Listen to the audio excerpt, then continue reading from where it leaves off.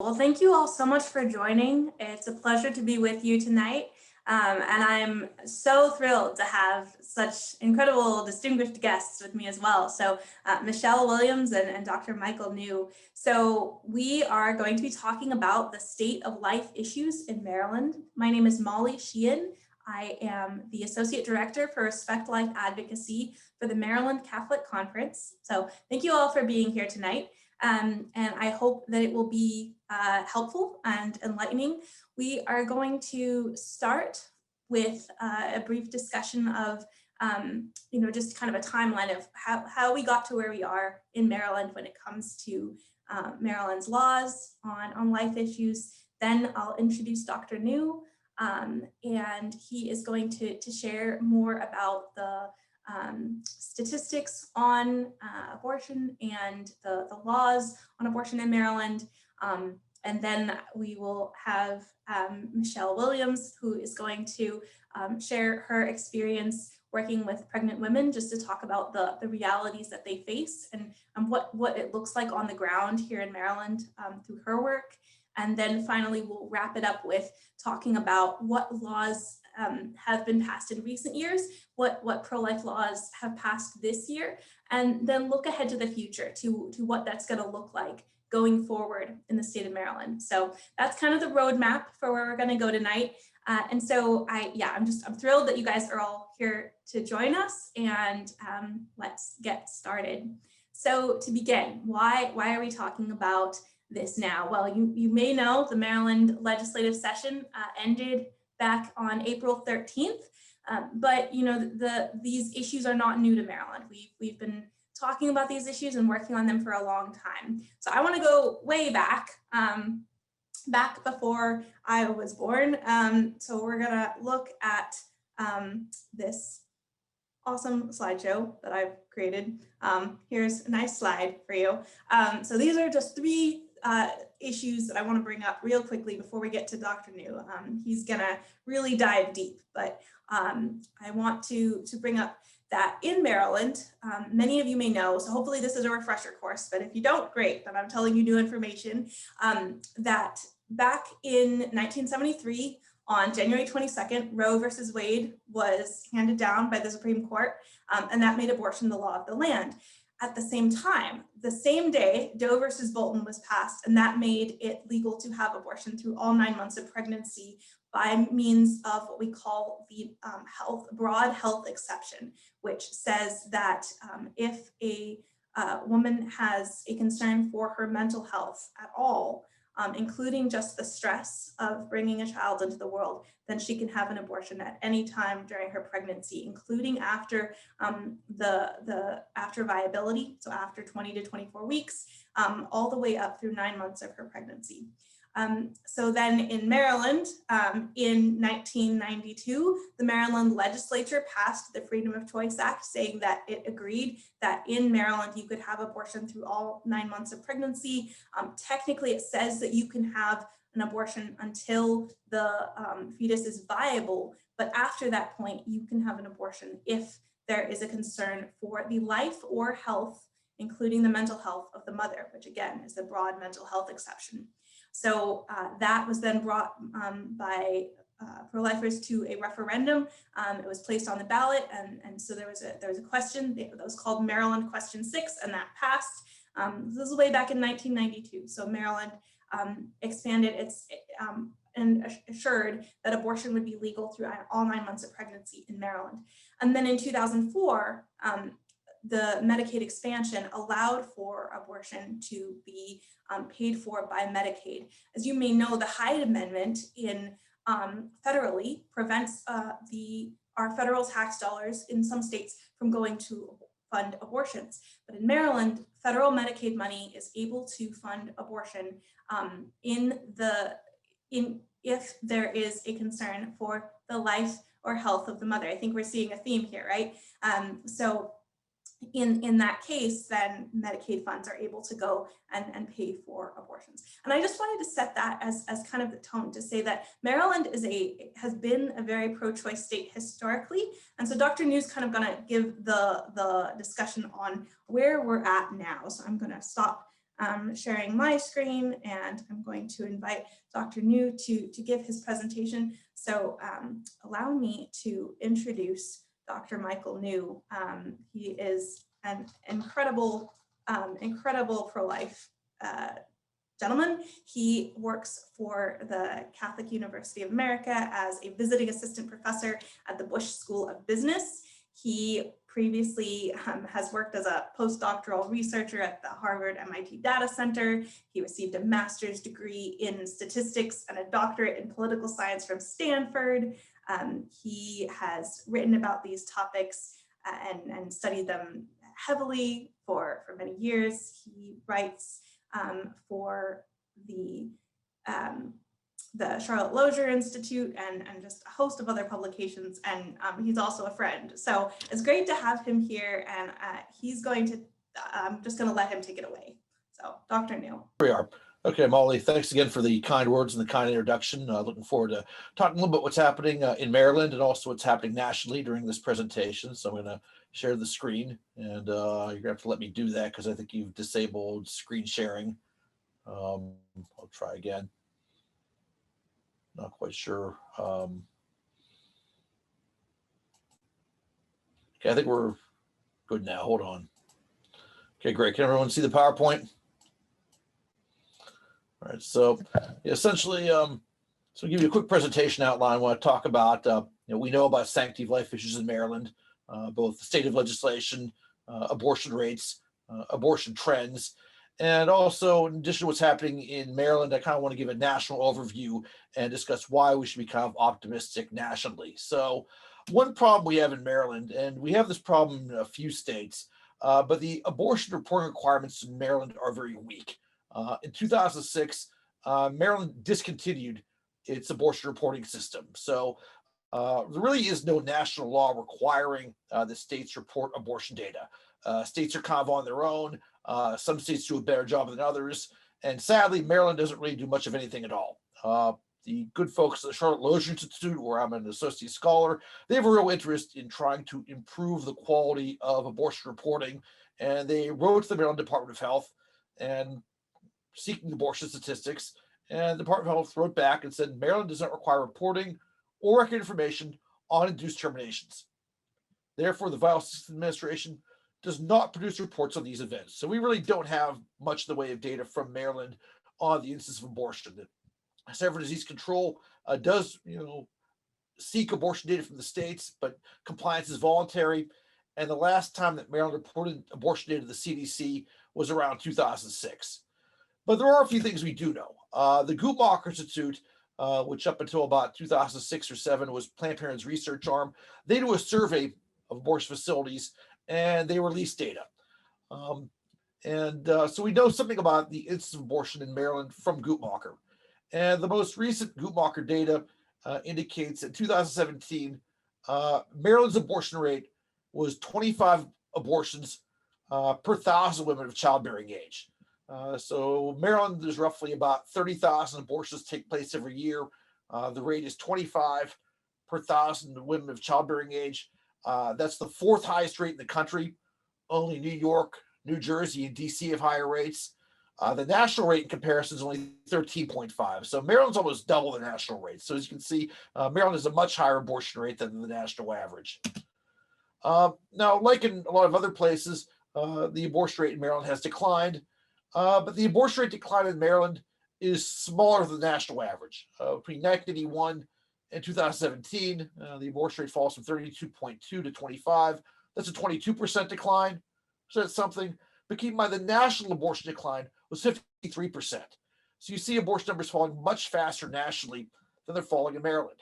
So this is just a table for, from Guttmacher. You see after Roe v. Wade, the abortion rate spikes up. It peaks around, Maryland around 82. And it fluctuates. It goes down from 82. It fluctuates a bit. It's fallen lately. But there's no real consistent downward trajectory. If you compare the Maryland rate to the national rate, again, the blue line is the Maryland rate. The light green line is the national rate. You see a downward trajectory of the national rate. You see kind of fluctuations in the Maryland rate. So Maryland really has not enjoyed the consistent long-term decline in the abortion rate that the United States has and other states have. Now, unfortunately, there's relatively few protections to the preborn in Maryland. By and large, the Maryland Medicaid program has funded abortion since the 1973 Roe v. Wade decision. I think they've expanded that, sadly, after 2004. Currently, Maryland is one of 17 states that fund elective abortions for women on Medicaid. We have some data indicating that the state funded over 4,000 abortions in 2010. That's 12% of the total. We got some data from the budget office in 2019. Sadly, the state funded almost 10,000 abortions in 2019. Probably that's about a third of the total. So a very high percentage, or not say very high, but a significant percentage of the abortions that take place in Maryland, sadly, are paid for with your taxpayer dollars. And again, one of the reasons why Maryland has very high abortion rates is because of this. There's a very good body of research that shows if you start funding abortions through Medicaid, abortion rates go up.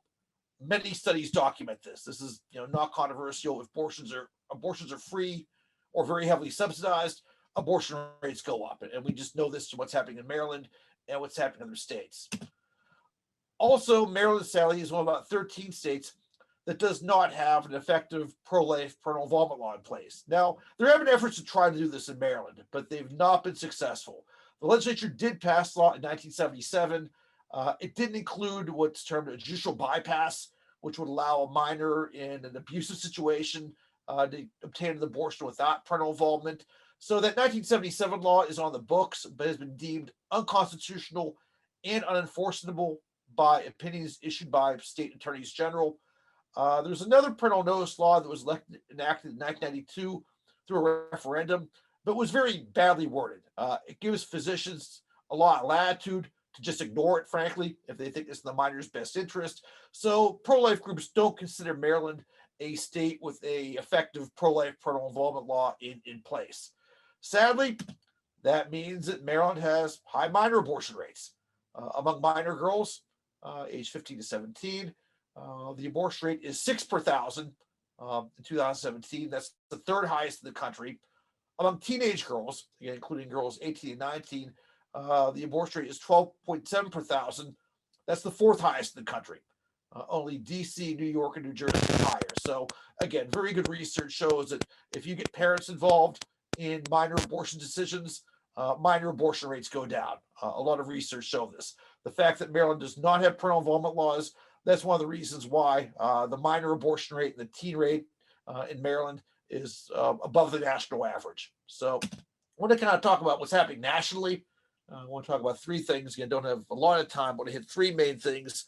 Talk about the U.S. Supreme Court, state level pro-life laws, and the long-term decline in the U.S. abortion rate. So, as you probably heard, in May, Supreme Court's going to hear a case. We're going to hear Dobbs versus Jackson Women's Health Organization. That deals with the constitutionality of a 15-week abortion ban that was signed in Mississippi in 2018. This obviously, as you've heard, is very important.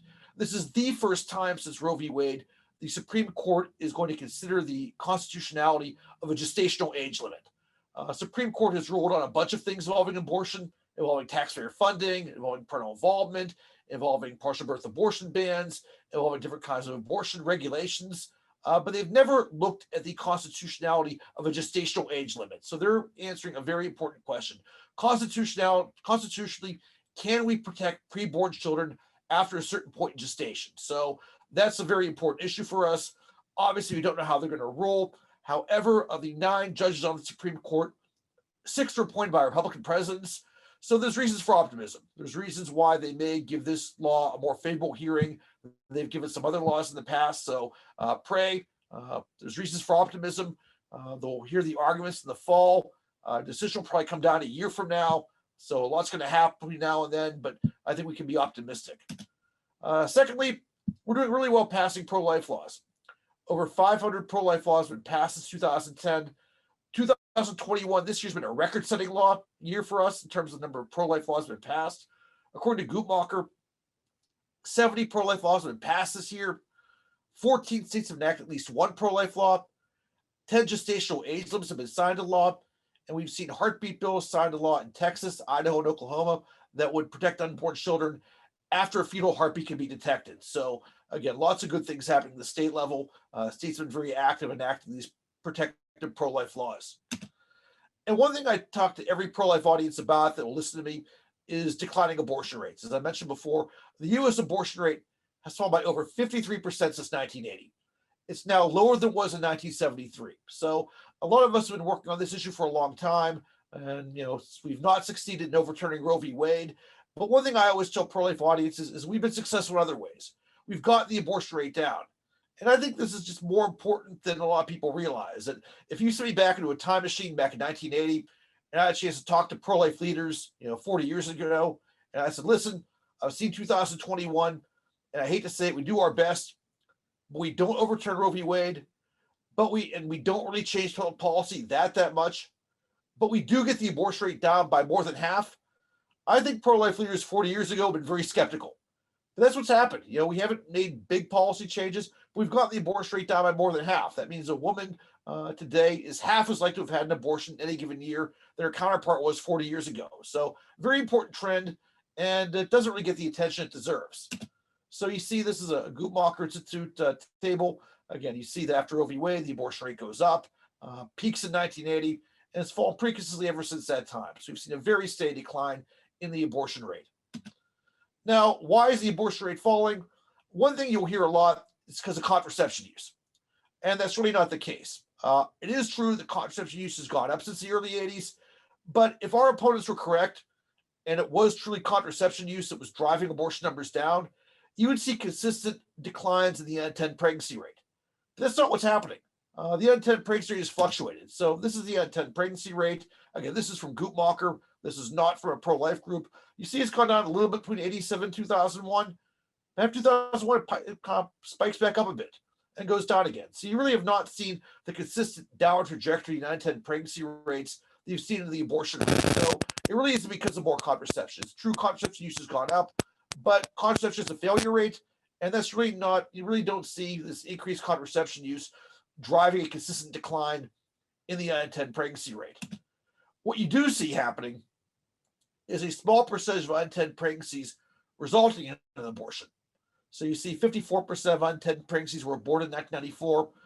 Our preliminary data from 2014 shows that only 29% of unintended pregnancies resulted in abortion in 2014. So I'll show these data statistics again, and just think about this for a second. Again, I tell this to every pro-life audience that will listen to me. Small percentage of unintended pregnancies end up in abortion. A higher percentage are carried to term. Why is this important? Well, it's important because it shows pro-life efforts are effective.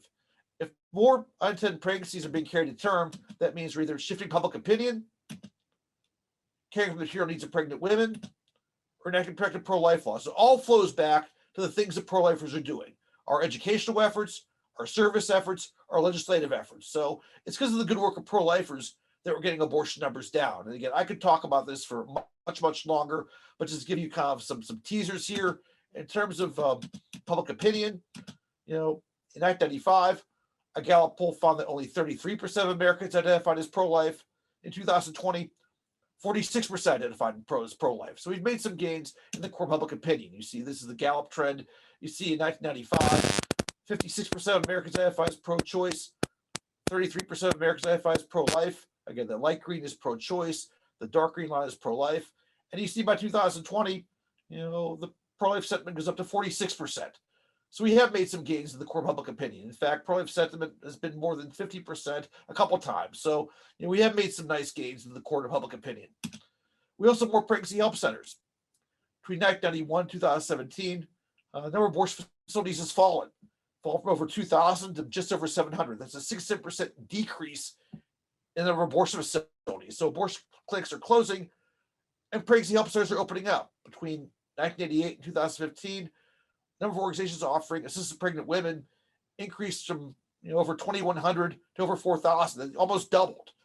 So abortion facilities are closing while pregnancy help centers are opening. That's a great sign. So there's more organizations helping pregnant women. That's why more unintended pregnancies are being carried to term, and that's why abortion numbers are falling. Finally, more pro-life laws. We see in 1992, only 20 states had a parental involvement law. Then we're up to 37 in 2021. No states that we call a Casey-style informed consent law. These are laws that give pregnant women information about alternatives. That could be information about public and private sources of support, information about health risks, information on field development. So again, these informed consent laws give women seeking abortion additional information. And again, information about places that will help them if they want to carry their pregnancy to term, information on field development, information about health risks. No state had a Casey-style informed consent law in 1992. 29 states have them as of 2021. 21 states were regulating abortion facilities in 1992. 30 states were in 2021. And no states were banning partial birth abortion in 1992. 21 states were in 2021. So more and more pro-life laws are being passed. And there's, again, good research that shows when these incremental pro-life laws are put in place, abortion numbers go down. So sometimes I talk to audiences where it's tough to do much legislatively. And one thing I have to say is no matter where you are, you can always build a culture of life. So I know Maryland's a tough state and it may be tough to pass pro-life laws, but there's things we can always do. We can always, there's TV ads that Caring Foundation runs. They make the case that mother can be an empowering choice. Anecdotally, these ads have really gotten abortion rates down wherever they've run. Again, pregnancy help centers always need your support. Every pro-lifer should support the local pregnancy help center. You can only give a little, give a little. Little goes a long way sometimes. Ultrasound technology gets better every year. Very often the first picture somebody sees of a brother, sister, niece, nephew, son, daughters, in utero, these pictures show up on bulletin boards, on refrigerators. I think they're having a very profound impact on the debate about abortion and sidewalk counseling. I sidewalk counsel the DC Planned Parenthood. We're there every Saturday morning. If you live near DC, we'd love to have you join us. Again, people show up and pray outside of abortion clinics, do make a difference. So it's a good thing to do whether you live in Baltimore or DC. You can always come and pray outside a clinic. That makes a big difference. So just to wrap up here, there's plenty of opportunities and plenty of challenges in Maryland. And I think nationally, there's quite a lot of reasons for optimism.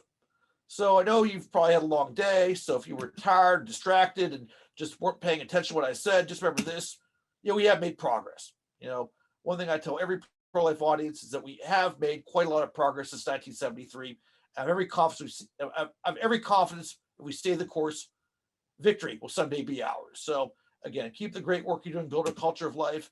If I can help you in your pro-life work, you can email me. I will get back to you. Also follow me on Twitter.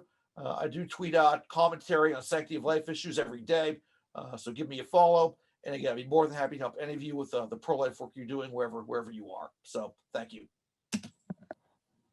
Thank you so much, Dr. New, for joining us and for giving us that background. I think it's helpful to have the trajectory of seeing that at the same time that things have been difficult in Maryland, that it's difficult to pass pro-life laws, that we keep hitting that barrier on the one side. On the other side, we see that not only in Maryland is the number and rate of abortions going down, even though we've still got a lot of work to do, but also the national trends that we are seeing success. We are seeing progress, and we're seeing lives saved and lives changed. So thank you for sharing that. And so actually, I think this sets up really well for leading into what Michelle is going to talk about. So I'm thrilled to have her with us. Michelle Williams has been the managing director, program manager for Sanctuaries for Life at Catholic Charities, the Archdiocese of Washington. She's been there for 29 of its 30 years. She has extensive experience in management, public speaking, teaching, and training. She has been at this work for so long, has really poured her whole self into serving mothers who are in need, especially those who are lacking the prenatal care. And so she's gonna talk about her experience, just what it looks like serving women in Maryland who are in need of support, and who may be abortion minded or may not be, may want to continue their pregnancy. So yeah, I'm so excited to have you here, Michelle, and thank you for joining us. Thank you, Molly, for inviting me here today. And Dr. New, thank you for that refresher. A lot of the information I've sort of forgotten about over the years, but I do appreciate having that information, or should I say in our two belts. We need that information in order for us to move forward in this pro-life movement. So I'd like to share my screen. Let me see if I can do that. Ah, here we go. Great.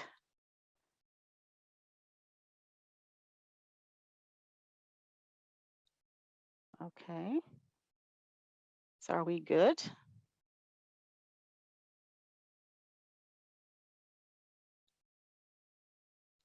Okay, what's happening here on my end?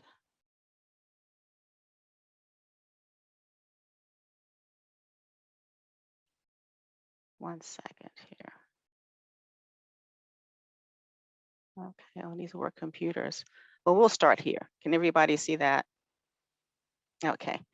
So I like to start by with a entrance, how to best support pregnant women that can lead to life-affirming outcomes.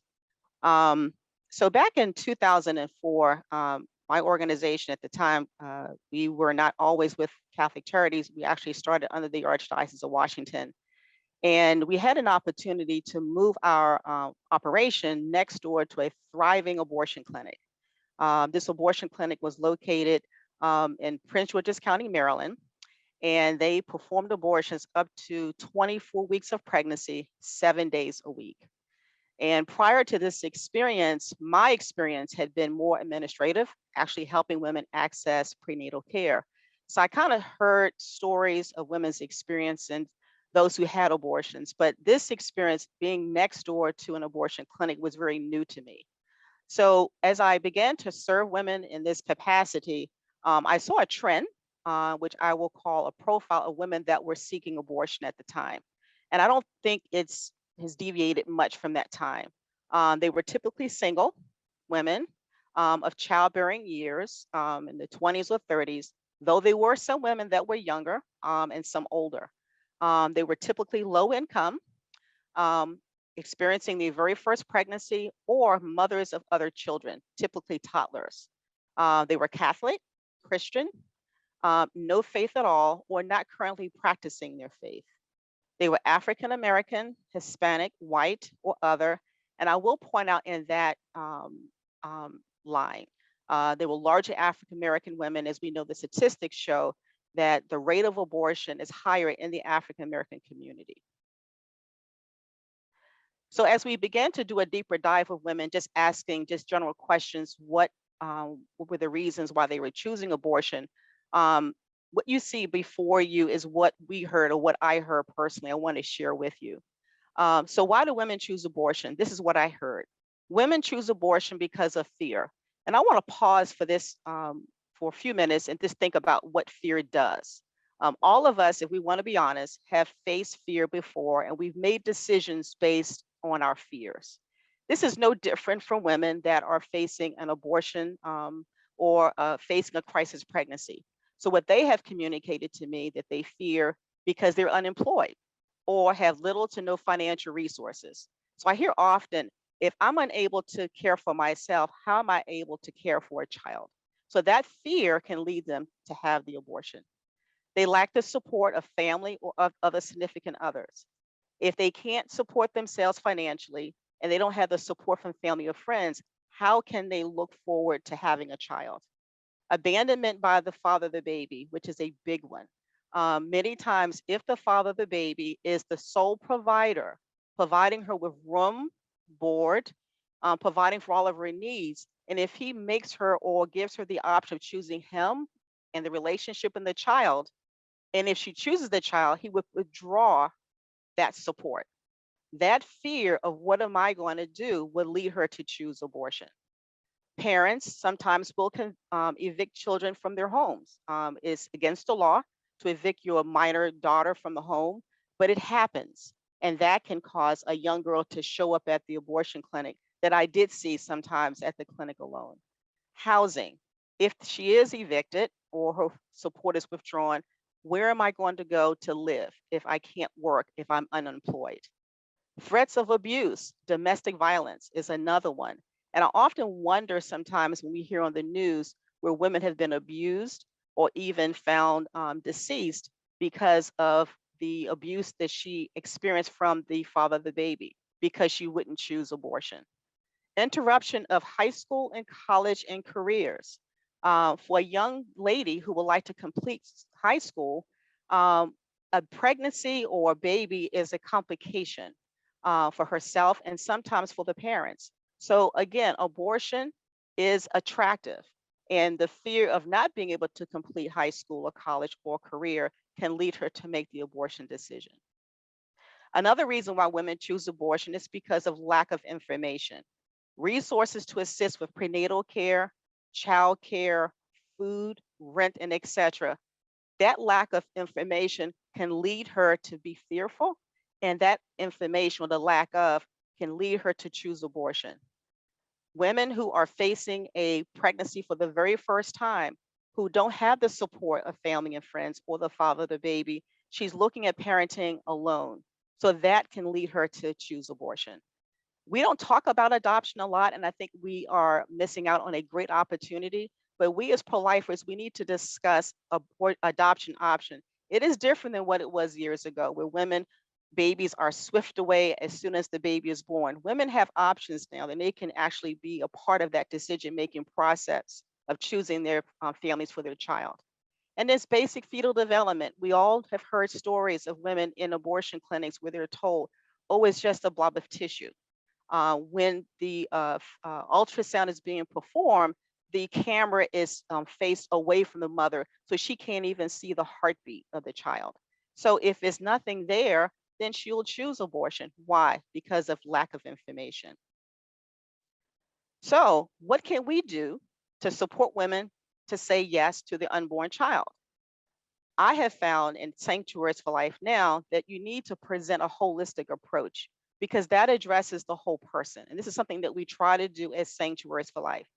Now, if you were to do a Google search on a holistic approach, you may see 5 steps, 4 steps. We have found these 4 steps to be very helpful. The physical needs of the woman, the emotional and the mental needs of the woman, the social needs of the woman, and the spiritual needs. So let's do a deeper dive right now. Physical needs. We're speaking basic needs of an individual. And for a woman in a crisis pregnancy, it is definitely important for her to have food. Most women, if they're unemployed, lack support, they need food to eat, right? A lot of women are unaware of different governmental programs that are available to her to access food. One in particular is called the WIC program. The acronym WIC stands for Women, Infant, and Children, where she can have supplemental food that she qualifies for through the pregnancy and even into the postpartum period, actually up until the child becomes 5 years of age. It is a program that is available in the state of Maryland. Every jurisdiction, every woman who qualifies, and if you're low income, you can qualify for this WIC opportunity and get food. Parishes have food pantries. Catholic Charities has a share food program where women can get access to food at a reduced rate, a reduced cost. Shelter, housing is another big issue, a physical need women need to have. And unfortunately, in the state of Maryland, we're lacking in this area to provide adequate housing for women who need it. Clothing for that expanding belly. If she doesn't have access to finances, she needs access to clothing that will clothe her in her later months of her pregnancy. We're very fortunate at Sanctuaries for Life that we have a budget that we can actually buy women maternity clothes, at least provide her with a starter set. This is something very tangible that any pro-life organization can actually provide women in need. Medical care, which is what why we exist as Sanctuaries for Life. Do you realize that the cost of prenatal care is very expensive? And if you don't have insurance or qualify for the Affordable Care Act, then you have to look at out of your own pocket to pay for prenatal care, which is something that the immigrant population, which is growing in our Maryland area, lack. So if they don't qualify for the Affordable Care Act, then they have to pay out of pocket for prenatal care. Yes, there are some clinics available, but do you know that some clinics require a $500 to $700 deposit before they will provide a first prenatal care appointment? If she doesn't have that kind of money, what is she going to do? She's going to either choose abortion, not access prenatal care, and use the emergency room as her care throughout her pregnancy. That is unacceptable. Dental care, we all know that when women are pregnant, they need to have access to dental care to take care of their teeth because they're very vulnerable during that time of pregnancy. That is some examples of physical needs what women need. Another area are emotional and mental needs. Professionals and paraprofessionals are so needed in this during the time of her crisis. Therapists, counselors, clinical social workers, mentors, life coaches, All of these individuals can play an important role to her mental and emotional state while she's pregnant. A lot of women have, as I said earlier, experienced abuse, lack of involvement or support from others. That can play on her psyche. We need to provide support for women. And we actually need professionals and paraprofessionals that are willing to do it pro bono, because we know these therapists and counselors, except for social workers, it's expensive to pay for these kinds of services. So we need to find professionals that's willing to provide these services free of charge. Then we've got the social network. We need to provide social opportunities to break her isolation. I know in our program of Sanctuaries for Life, we have a lot of women that are home alone and they're isolated. So we need to provide opportunities where they can meet other women or meet other people. And some of these opportunities can be just basic classes to teach her about fetal development, teach her about resources that are available in her community. We need to invite her to social events where she can meet people. We need to have events so that she can include her children. Many times she doesn't participate in events because she can't find childcare. And we also need to provide opportunities for her to connect with her own community so that she can so she can be a part of other people in her community. And again, for the immigrant population, for those that speak her own language. Then there's the spiritual. We can't forget our faith. We need to help her make connections with her own faith tradition, whether she's Catholic, Christian, non-Christian, or no faith. And we need to find clergy that's open to speaking to women of various traditions. We need to break out of the mode of sticking to your own faith. And we have a priest in our building in Silver Spring. And when I spoke to him that I wanted to be able to provide options for women to speak to clergy, and I said, Father, she is not Catholic. Would you accept the referral? He said, of course I would. We just need clergy to be able to say to her, God loves you. He has a plan for you and a plan for your unborn child. So we need to provide these kinds of connections for women. If faith is important to us, it is equally important for her. And there are just some other services that we need to be able to provide women that we have found helpful for her to be able to say yes. Again, pro bono, another word, legal representation. We need legal representation, especially immigrant attorneys that can help her with the immigrant process. A lot of women travel miles just to get to a clinic appointment. We need people to provide transportation just to get to a basic clinic appointment. Right now, our main provider for prenatal care is Holy Cross Hospital. We have women who travel from Prince George's County into Montgomery County just to be able to access prenatal care. So we have bus passes, and we also offer parking passes so that we can make it affordable for them to have transportation at the hospital for their prenatal care appointments. And as I mentioned too earlier about maternity homes, we just need to do better in this area, providing places for women to stay and not just a place to sleep. We need to provide an environment where she is supported, where she can get counsel and someone or counselors or social workers to provide, help her to set goals for herself so that she can not repeat this unplanned pregnancy a second or third time. But we need to provide these other kinds of services for women in need. So in the end, for those who are on this call, if you're asking yourself, what does it mean to be life affirming or pro-life, right? Except for the obvious, I have some other criteria, in my opinion, will be helpful to people who may think about what can I do to be more life affirming? Well, the first thing, if you're an individual, an organization, or ministry, you must have a calling or passion to serve pregnant women. You have to. Number two, you must have a mindset that goes beyond saving the child from abortion, but a commitment to be all in to support a pregnant woman as she transitions from the state of vulnerability or crisis to stabilization or self-sufficiency. You must have possess a willingness to take her through the journey, or take her willingness to take the journey with her. It is a journey because the first time she says, I want to have my child, it doesn't end there. And many times the pro-abortion people will blame the pro-lifers and say, all you care is about the baby. What happens when she says yes? So we have to take that journey with her. We must be become culturally competent, we have to expand our own knowledge of other cultures. In the Maryland area, it is a growing and rich community of people of other cultures. If we're going to help women in this field, we've got to be culturally competent. It may take us out of our comfort zone, but it is so needed. And we also must have a teachable spirit. There's just no way I could have done this work for 29 years and not have a teachable spirit. I had to learn to set aside my own biasness and not impose my own rules and guidelines for their lives. And the last but not least, we must understand that this work is not for cowards. This is a spiritual warfare. The enemy is out there not only to kill the child, but kill the pro-lifers who's on the front lines.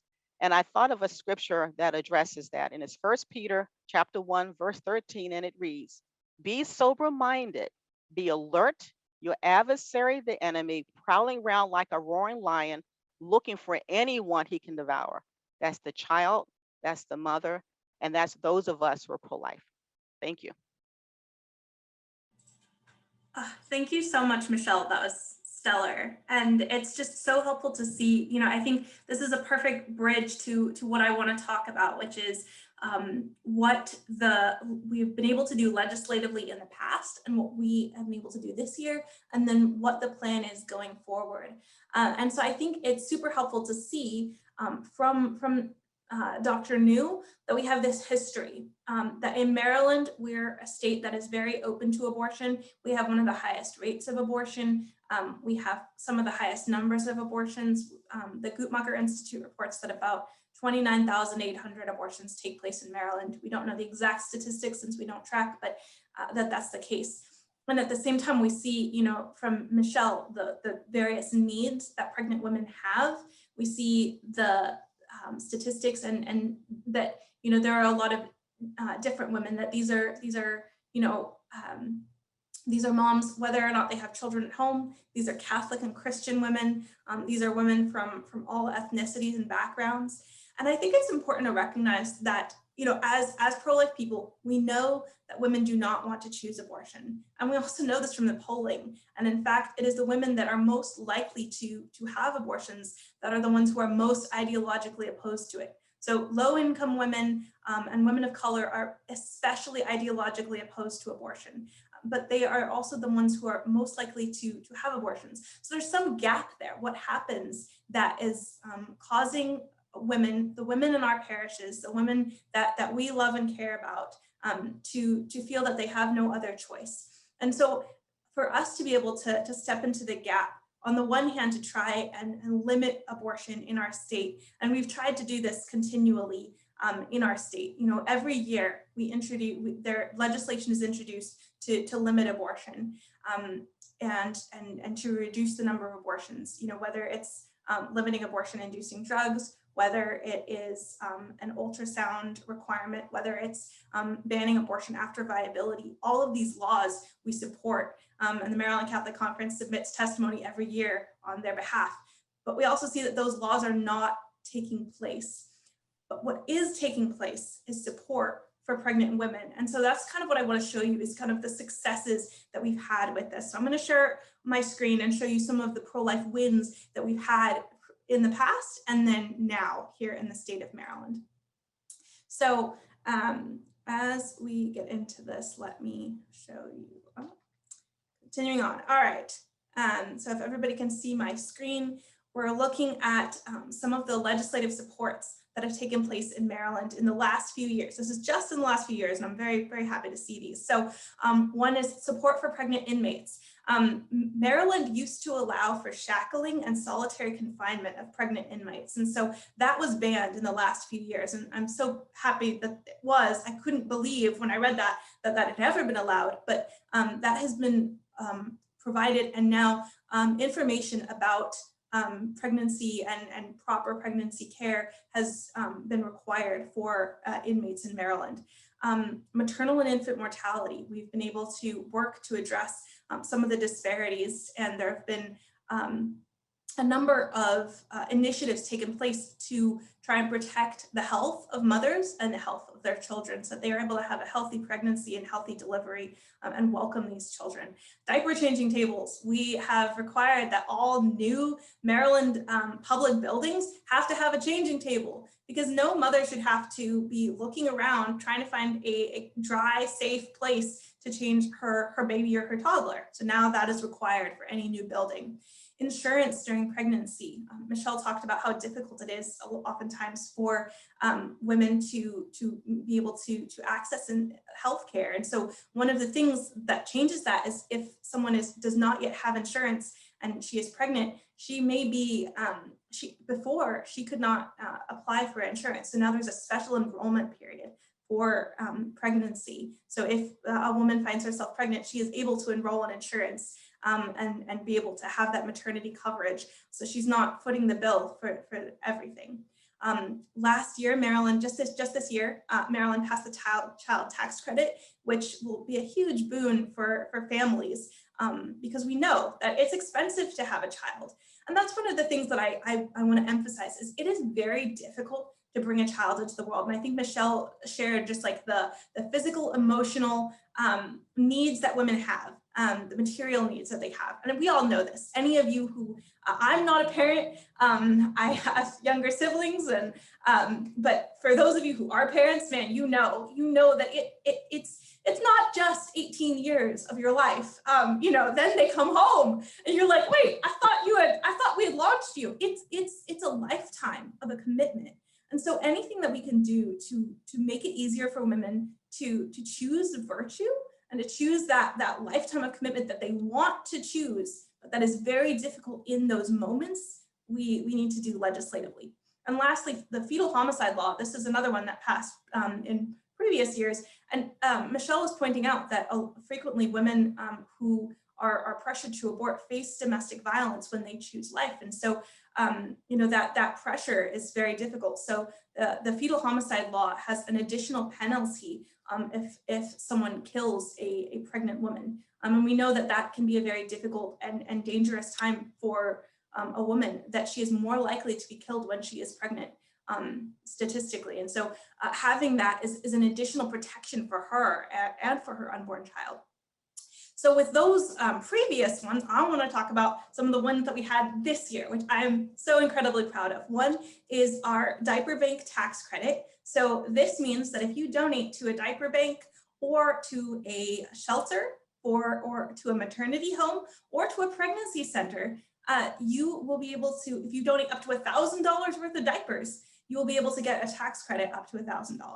And this is a huge support for our life-affirming pregnancy centers and all those who do this work, because we know diapers are expensive. I just went and bought some for the Gabriel Network, and I was paying the bill, and I'm like, man, this is a costly endeavor. It can cost up to $1,000 for a family to keep their baby in diapers for a year. And that's a lot of money, especially for low-income families. So this will help make sure that our providers of diapers have them in stacks. Another bill that we supported that passed that I'm very proud of is our Pregnant and Parenting Student Support Bill. This bill ensures that a student parent in our high schools in Maryland will be required to have a lactation room so that she is able to breastfeed. This is crucial. So many of our student parents have been pressured to abort or have simply been discriminated against and told that they need to drop out, that they do not have the support. Students might not be given a desk that can accommodate their growing belly. When they're pregnant, they may face bullying. And so this new law is the first time in Maryland that all 3,000 student parents in our schools must be protected and given the support that they need. Every school is required to have someone on staff who can refer them for childcare, for preschool, for resources. And so that's a huge win for our pregnant and parenting students who have courageously chosen life and deserve that support. I was surprised that there was some pushback when we supported that bill, and there were some concerns. But the reality is that students in Maryland deserve to be supported when they do choose life. And this bill is one way to do that. And finally, we supported a bill that will provide up to $3 million annually in prenatal care funding. So various prenatal care providers, including Catholic hospitals, including like Holy Cross, like Michelle was talking about, will be able to access this pot of money that is available simply to provide prenatal care. In Maryland, half of Latina mothers do not receive adequate prenatal care, and 7% of mothers in Maryland receive no prenatal care, which is crazy. I can't imagine what that must be like to go in to give birth, and that's the first time that you're seeing a doctor when you're pregnant. The reality is that, especially for undocumented mothers, they do not qualify for Medicaid. And so since they don't qualify for Medicaid, they often can't pay the hefty costs that Michelle was talking about. So this is another huge win. So I wanted to highlight these pro-life bills because these are addressing some of the concerns that Michelle brought up. And they're addressing some of the disparities that Dr. New pointed to, which is that we do see our teen abortion rate is very high compared to other states. So supporting our pregnant and parenting students is crucial. We see that it is low-income women who are facing disproportionate pressure to abort. So our support for these women legislatively is making a difference. And I just want to briefly bring up our Perinatal Hospice Information Act. This too was a bill that the Maryland Catholic Conference, we here wrote and drafted and researched and introduced. And it didn't move forward this year, but we had amazing hearings, and I have every hope that it will continue next year. So these are just some of the things that we've worked on. I'll close just by pointing to a few other things that we work on, just to say that we really do advocate for womb to tomb. We're focusing this webinar on the beginning of life, on pregnant mothers, parenting mothers, and their children, and what will allow these women to choose life. But we also advocate for suicide prevention, protecting trafficking survivors and domestic violence survivors, protecting the elderly and supporting them, and ensuring that there is access for people with disabilities. And we had some wins on these bills as well that we were supporting. So these are just some of the things that we've worked on. And so I am always happy to answer any questions that people have, always happy to share more. But the goal here is to essentially say, here's the reality of what we're facing in Maryland, that we have a state that is very heavily pressuring abortion. And at the same time, we have the support available, but we need to be able to continue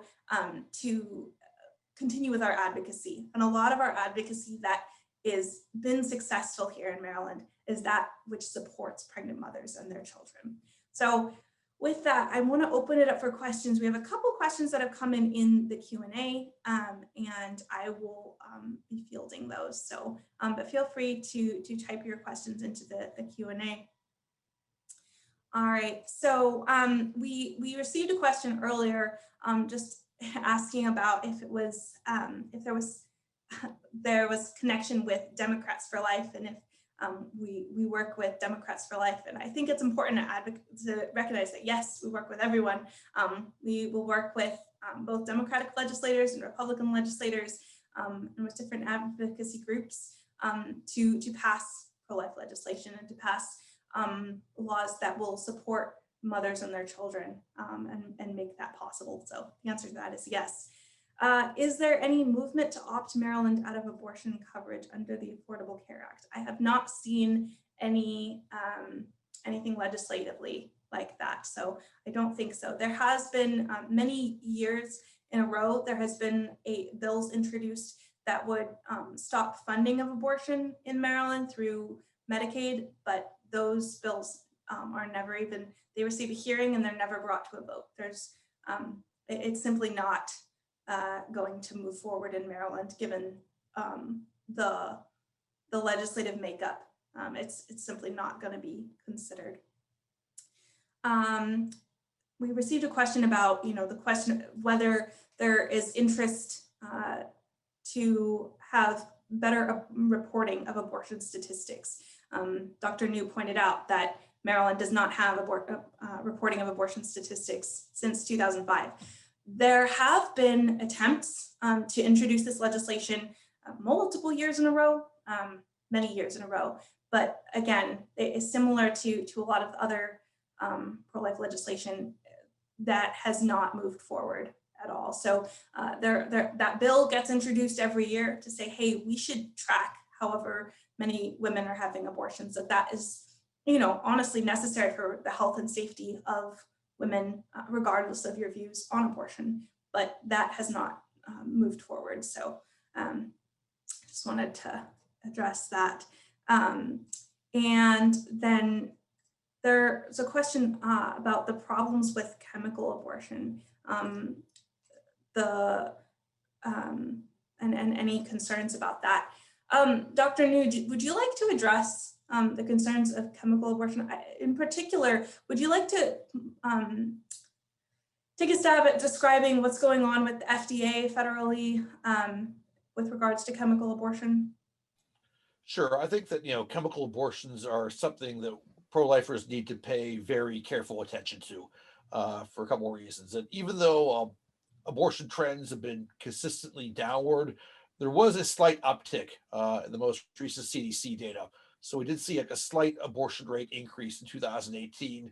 And there's a variety of reasons for this. But one thing that concerns me and a lot of other pro-lifers is the fact that we see a higher percentage of abortions are chemical abortions. And that's been increasing significantly in recent years. I think that the most recent CDC data indicates about 40% of all abortions are chemical abortions. So the chemical abortion pill was approved by the FDA in 2000. It was an administrative decision. There was no hearings, there was no testimony. I think if Congressman had heard the reports of what happened in Europe and other places, they would have thought twice about approving it. But again, it was approved by the CDC in 2000, and the number of chemical abortions has gone up consistently since then. And now about 40% of all abortions are chemical abortions. And the FDA tracks chemical abortions. They reported there have been 24 deaths since 2000 and over 4,000 adverse events. And that's just what we know of. As we said before, abortion report requirements are weak. So there's a good chance there's a lot of bad things happening that we don't know about. As abortion clinics are closing, one thing that supporters of legal abortion are trying to do is make the abortion pill and chemical abortions more available. There was an effort to do that during the pandemic. The Trump administration opposed it, and they actually went to court to keep some protective rules in place. Now we have a new presidential administration, and the FDA under President Biden has announced that for the rest of the pandemic, women can obtain chemical abortions without an in-person doctor's visit. So women can now purchase and obtain chemical abortions by mail, and they can again take these chemical abortion drugs without an in-person physical exam. That's a bad idea for many reasons. First, if a woman has an ectopic pregnancy, that can be fatal. Secondly, it's possible that a woman might misjudge the gestational age of her unborn child. If she takes a chemical abortion drug and she's farther along in her pregnancy than she realizes, that could have some serious adverse health consequences. So again, this is just for the duration of the pandemic. When the pandemic is over, women seeking chemical abortions will have to do so with an in-person doctor's visit. But people who support legal abortion are trying to make these chemical abortion pills more available through legislation, through litigation, and this is something that pro-lifers should be well aware of. Thank you, Dr. New, for addressing this. I think that's really important, and it's crucial. So I think going forward, we need to keep our eyes on the issue of chemical abortion. I think we need to be aware that Maryland is a very pro-choice state, and just address the broadness of that. At the same time, address the high number of needs that we have when it comes to pregnant women. Michelle, did you want to add any comments in relation to any of these questions, just about how going forward we can do better to support pregnant women and their children? Yes, definitely. I think there's several or there are many crisis pregnancy centers that are located in Maryland. And I think if an individual want to test the waters to see what that experience is like, is contact your local pregnancy center. Many times they have trainings. They can train an individual to share abortion options or life-affirming options with women. Many times they need volunteers to help, provide events for women. They need donations. They need money to help support what they support the services they offer women. I think also that during the COVID season, and we're just coming out of it, I know that, Molly, that we have this stakeholder meeting, partner meeting with pregnancy centers, and we come together and we kind of discuss trends and things that we're experiencing. And the one that we had just last month, a lot of the pregnancy center directors that were present had admitted that they've noticed a dip in their numbers of women coming in for counseling. Could it be that women are turning to abortion, or because of the fear, again, here's that word again, that they're not seeking access to care? So they're kind of troubled by that trend. But a lot of the pregnancy centers, they have been operational during the COVID season. Some have websites. They have Facebook. They have a lot of different ways to access counseling.